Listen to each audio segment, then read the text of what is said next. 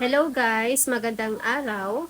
So to continue guys, number 5 sa prohibited formats sa content monetization policy ni Boss M is text montages.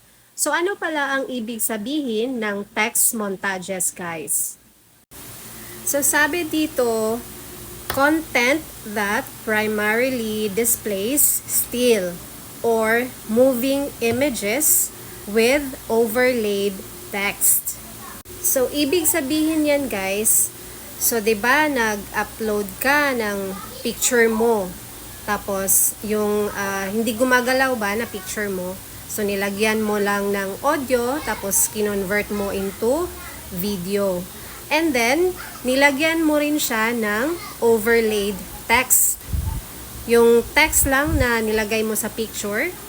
So, yun siya guys, ang ibig sabihin nun ng text montages. So, bawal yun siya guys na i-upload natin as content kasi hindi tayo ma-monetize, or if monetize ka naman, magkaka-violation tayo guys. So, i-delete na natin yan. And thank you for watching.